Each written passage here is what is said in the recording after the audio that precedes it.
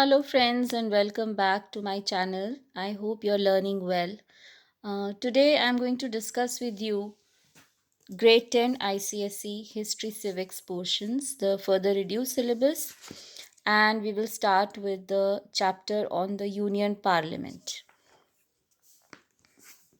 Okay, now, as per the further reduced syllabus, you have to do everything from the first part of the syllabus except the functions of the speaker. So that is a part which is considerably reduced from your syllabus.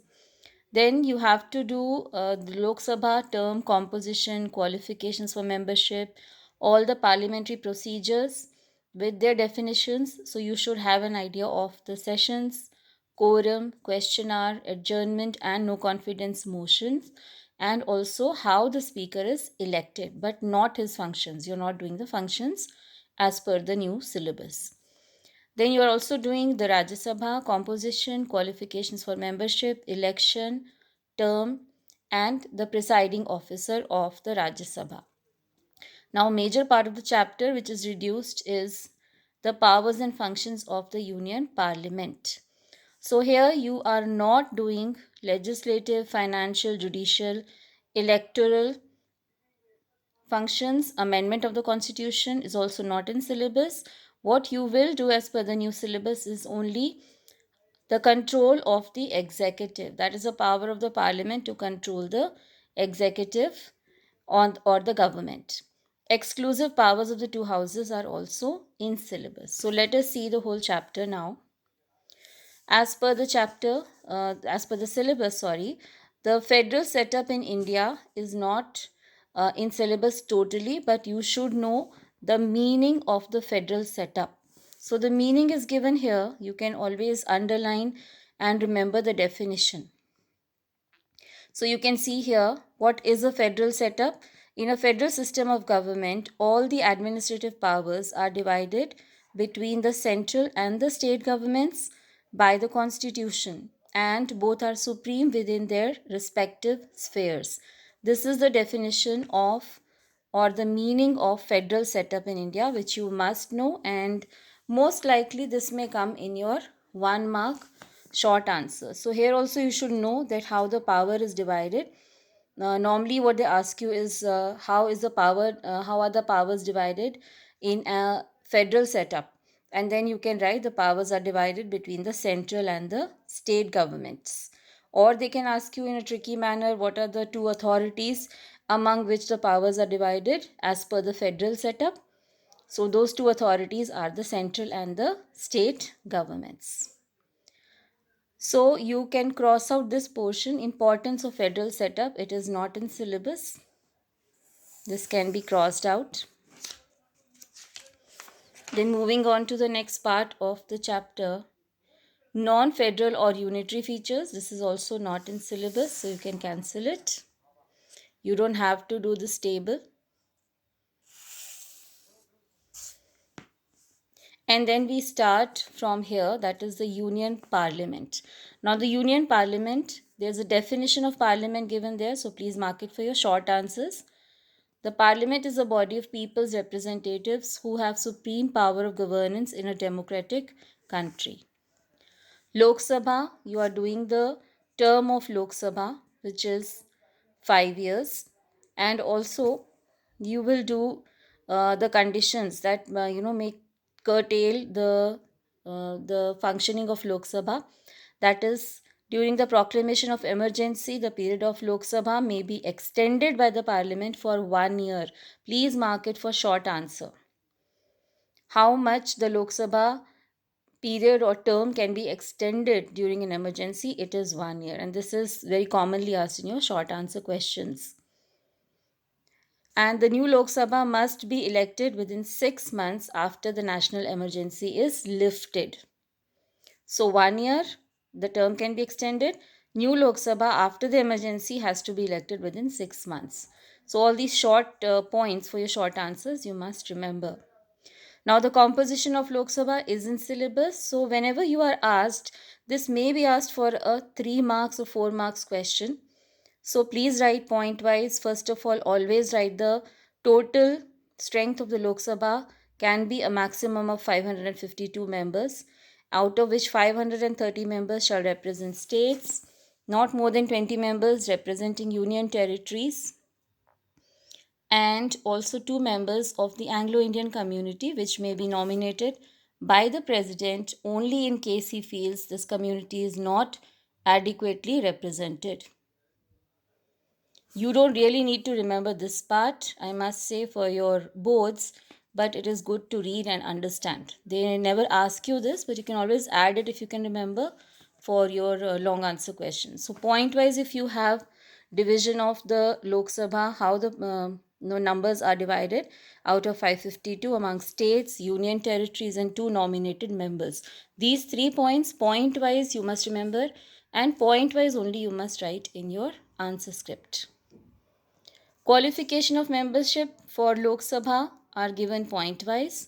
Please learn any 5 to 6 points out of these 7. Disqualification of membership, again, it is not in syllabus. Qualification is there.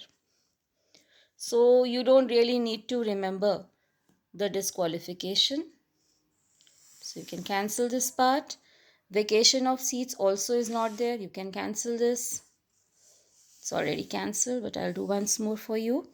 Then yes, you have the parliamentary procedures. This is the next part. Parliamentary procedures, there are many given in this chapter. Try to remember them from this organizer here. And I have given a definition of session to my students because it is not mentioned in the book. You can always write it from here. It is the period during which the House of Parliament meets to conduct its business. That is called a session. Because the definition of session is not given, so you can mark it from here. What is a session? It is a period during which the House of Parliament meets to conduct its business. This organizer will immensely help you to understand all the important terms related to the important procedures in the parliament. So you have here the 0R legislative procedures, motions, the 2 motions that you will be doing, that is adjournment and no confidence motion. What is adjournment and prorogation of the House? What is interpellation? What is quorum? And what are the 3 different sessions? Now when you do the session, I've given you the definition here. Then you can mark that there are 3 sessions which are normally held in a year, and you can easily remember it with the term BMW. That will be easy to remember. That is budget session. B, budget session from February to May. M, monsoon session from July to August. And W, winter session from November to December. All definitions are given. Please mark and learn them. It's very important to write the same keywords as in the book in your answers. So please don't go for any reference books. Remember to learn the definitions from here. Meaning of quorum and how much the quorum should be. That is 1/10 of the membership of each house. Question hour is the first hour of every working day of the parliament. Do not write it's the first hour of every session. It is the first hour of every working day of the Lok Sabha, which is reserved for questions unless otherwise decided by the speaker. And then the 3 types of questions that can be asked during question hour: starred, unstarred, and short notice questions. Then the definition of 0 hour, which starts from 12 o'clock till the lunch break, which begins at 1 o'clock. And during 0 hour, members can raise all types of questions. Then what is a motion? It is a formal proposal made by a member stating that the House should take up some particular matter which is of public importance. So here we have 2 main motions, that is adjournment motion, that is to adjourn the House and take up a matter of definite or urgent importance. And they can ask you when an adjournment motion is placed before the House.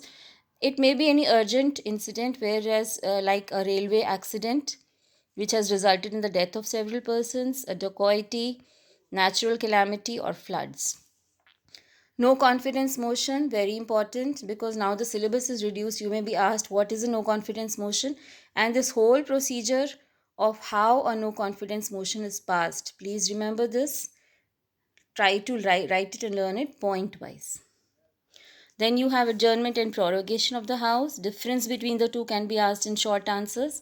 Adjournment is the suspension of sitting of the House by the Speaker, whereas prorogation is the termination of the full session of Parliament. Adjournment is done by the Speaker, prorogation is done by the President. Then this part is all in syllabus. Speaker of Lok Sabha. Now here only the election of Speaker of Lok Sabha you're doing for your further reduced syllabus. You are not doing powers and functions of the Speaker. Speaker is elected amongst the members of the Lok Sabha as soon as the House meets for the first time. Role and functions of the Speaker are not in syllabus, so a major reduction here which you can cancel out. Miscellaneous parliamentary functions, nothing is there. Then you move on to Rajya Sabha. Rajya Sabha's composition is 250 members, and out of which 12 members are nominated by the President. Then who are the elected members? You will read this. How are the members elected? Now this is an indirect election whereby the representation of each state in the Rajya Sabha is through the elected members of the Legislative Assembly of each state, and this term is important, in accordance with the system of proportional representation by means of single transferable vote. This is how they are elected. Term of office is always 5 years for most of the bodies, but here in case of Rajya Sabha, because the members do not, it is a permanent house, so 1/3 of its members retire after every 2 years. So the term of each member is 6 years. It's not 5 here. Normally in government bodies it is 5 years, but for Rajya Sabha member it is 6 years, because 1/3 of them retire after every 2 years. So by rotation, once they join the house, they will retire only after 6 years. Qualification of memberships are same as Lok Sabha, except the age. In Lok Sabha, the minimum age should be 25 years, whereas in Rajya Sabha, it should be 30 years. The presiding officer of Rajya Sabha is the Vice President of India. By virtue of being the Vice President, he is the ex officio chairman of the Rajya Sabha. Then you will do the powers and functions of the Parliament. You are not doing the legislative powers, not in syllabus. What is in syllabus out of this organization? You can see out of this organizer, it is only the control over the executive. All these 4 points. So this is not in syllabus. This is not in syllabus. This is in syllabus. Control over the executive. So here there are various measures through which they can control the executive: interpellation, vote of confidence, adjournment motion, monetary controls, and other motions of censure. These you are doing. Then you will do exclusive powers of Rajya Sabha. 3 points are there. Shorten and minimize these 3 points and write all 3. Then exclusive powers of Lok Sabha. Then relationship between the two houses is almost similar to this, and this part is almost similar. And the part where the both houses have co-equal powers is over controlling the executive and in the election of president and vice president. Here they have equal powers. Also in case of impeachment, they have equal powers. Now in case of emergency, the Rajya Sabha becomes the de facto parliament because the Lok Sabha can be dissolved. So this is all about the first chapter of civics. I hope you're preparing well. I'll come back with the next chapter on civics, next 2 chapters very soon. Thank you.